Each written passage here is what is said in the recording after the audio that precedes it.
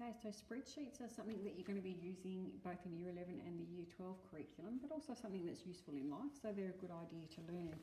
In this tutorial, I'm going to show you how to use a spreadsheet on Excel, first of all, purely because you can see the entirety of the screen, so it's a little bit easier to demonstrate and for you to follow what I'm doing.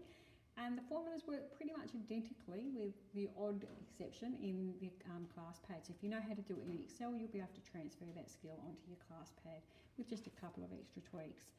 Now, when you use spreadsheets, one thing you've got to remember is that every formula you develop will always start with an equals sign. And then other than that, as you're developing them, you'll need to use what we call either an absolute cell reference at times, a relative cell reference, or a mixed cell reference. And I'll explain these as we go along in the context of a question. We'll make it easier to find. Excel and ClassPad also have some sort of set functions. So if you're wanting to add up a string of numbers, rather than going, you know, this plus this plus this plus this, there's a few little shortcuts we can use to calculate things like totals, averages, means. We can find quartiles, anything else like that we like.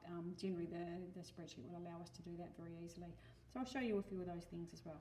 Now the spreadsheet we're going to develop is going to be a very useful one. So I advise that you build this and as a demonstration one, but then save it because you'll use it in the next couple of years. And we're basically going to do a finance spreadsheet.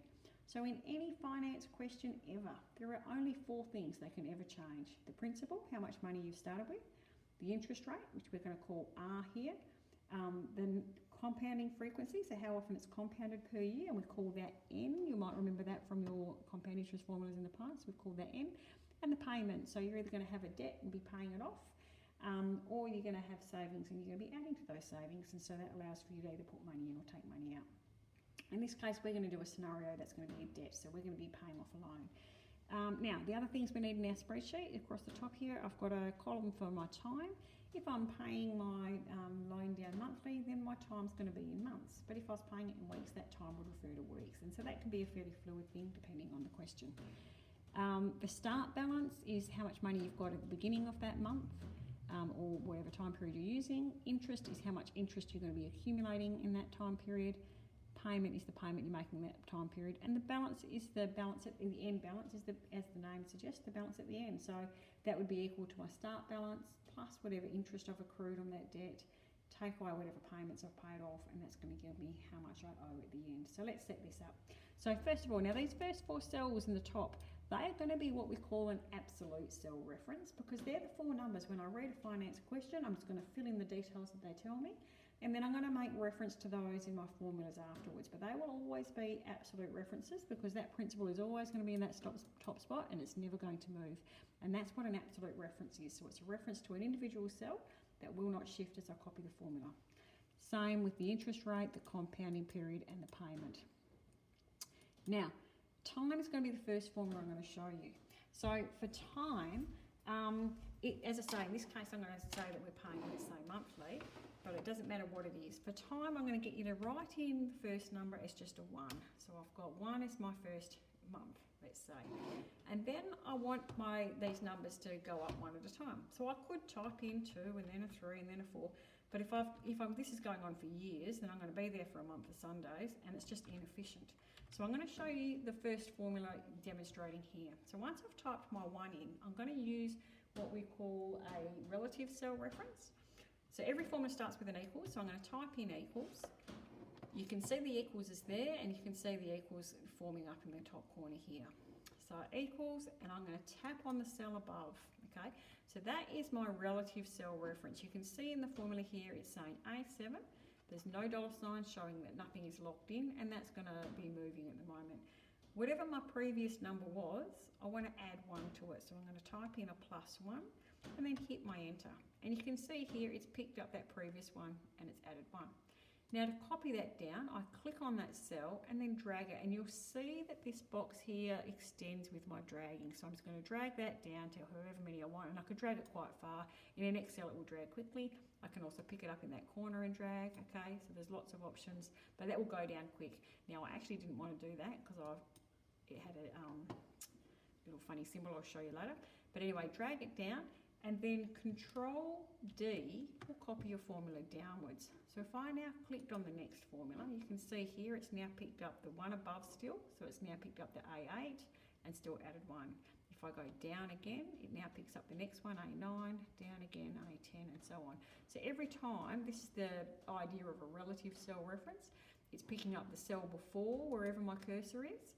So if I'm on 14, it's picking up cell 13. You can see that in the formula there, and it's just adding 1 to it. So that's a relative cell reference.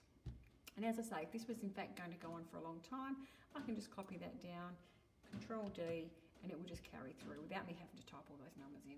And sometimes you accidentally miss one or type something in incorrectly, so it's a bit foolproof as well. Now my start balance is going to be what we call an absolute cell reference, because I'm always going to start with the principal. So I'm going to go equals, and I'm going to tap on that principal cell. I haven't put anything in yet, so nothing's going to show up just yet, but later as I read a question, I would just fill that one cell in, and it would come down here. So at the moment it's saying 0 because there's nothing there, but if I said to you, actually I'm going to start with $10,000, if I filled in that cell, you can see it will copy there. Now that's the start balance for the very beginning of this account. But as my time goes on, what you should understand is that as I've added interest and made a payment, and then I have an end balance, that end balance of one period would become the start balance in the next one. So from here on in, what's going to happen is I'm going to just drag over the end balance from the previous period.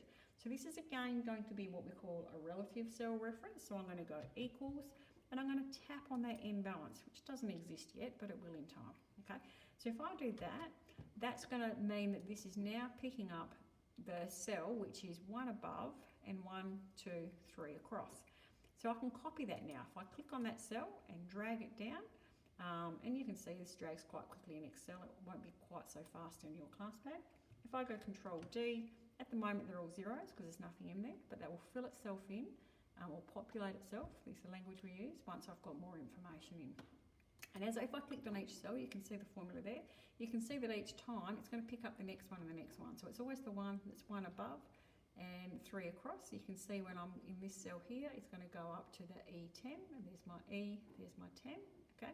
And that will just go down by 1 every time I click down. So that's a relative cell reference. Now, my interest is going to be equal to, we pay interest on whatever money we have in the bank. And so the interest would be equal to, if I was going to calculate it, equal to whatever my interest rate is, which I haven't put in yet, but I shall.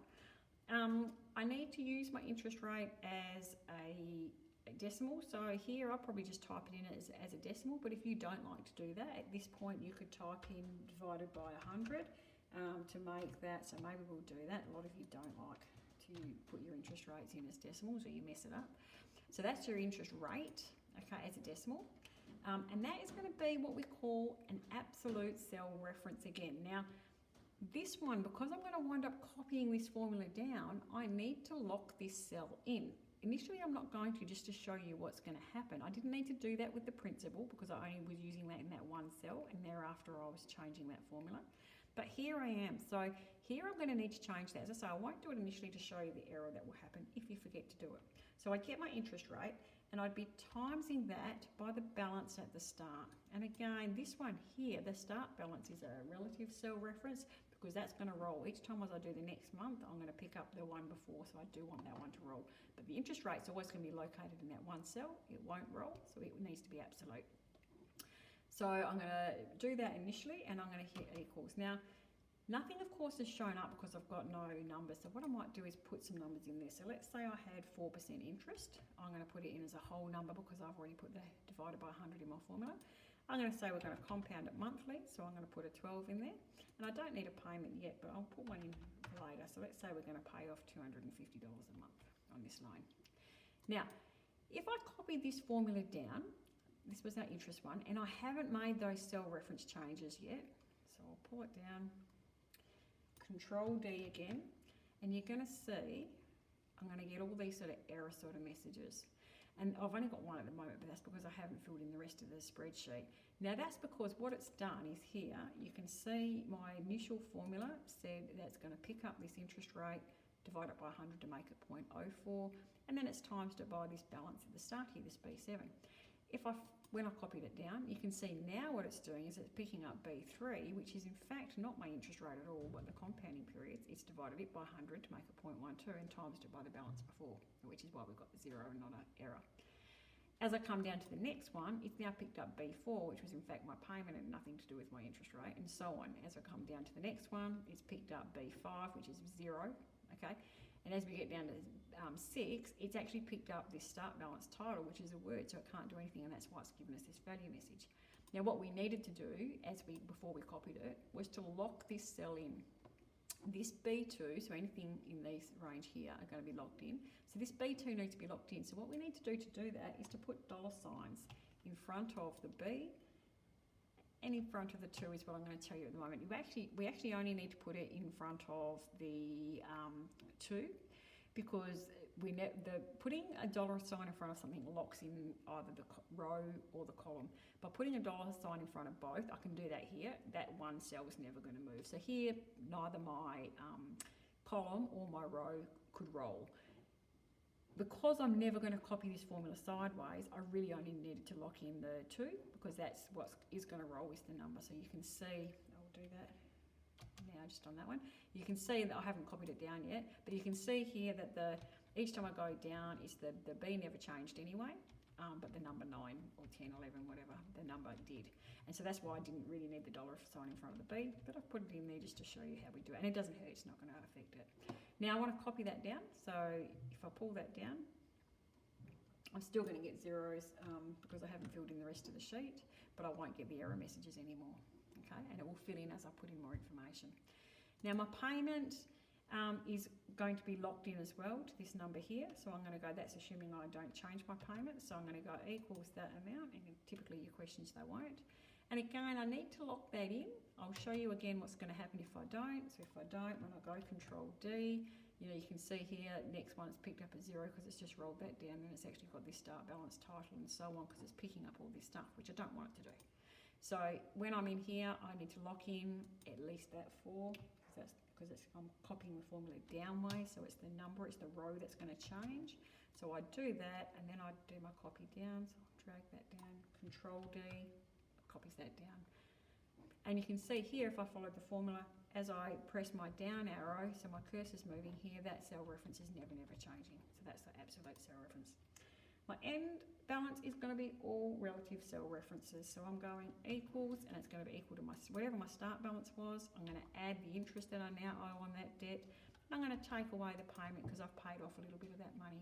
So you can see here, my balance should actually go up because I've paid off less than what the interest was. So my payment was unrealistic, but I can change that in 2 seconds. I can say, okay, well, maybe I'm going to pay off $600 a month because otherwise I'm never going to pay this off. And so by changing that one number, you can see everything's just updated itself, and I can follow through. So I can do lots of what ifs with these things, and I can, for any questions, just change it instantly. Now I'm going to do the same and copy this end balance down. Didn't need to lock any of that down. Control D, and I'll show you. Didn't need to copy any of that down because I always want this to roll. Every single end balance needs to be the start balance for that month plus the interest for that month, take away the payment for that month. So that formula will just roll, and you can see at the top here, each of those letters will just roll down, the numbers will roll down each time, and there we go. So in this question, if I said I'd borrowed $10,000 at 4% interest, compounded monthly, with payments of $600, typically the question will say, well, how long will it take me to pay this loan off? So I can roll down my balances until I find the first zero or negative. So here you can see at month 28, I still owed $6.48, so it wasn't quite paid off. But by the next month, if I'd paid $600, I would have overpaid, hence the negative, by $593. So it's going to take me, still going to take me, my answer, I'd say 29 months. Because I haven't actually paid it off at the 28th month, so 29 months, but I would have made only a part payment in this last month, which would be equal to that 600 take away the 593.26, which I didn't need to pay. And so you can see that these spreadsheets will be quite easy.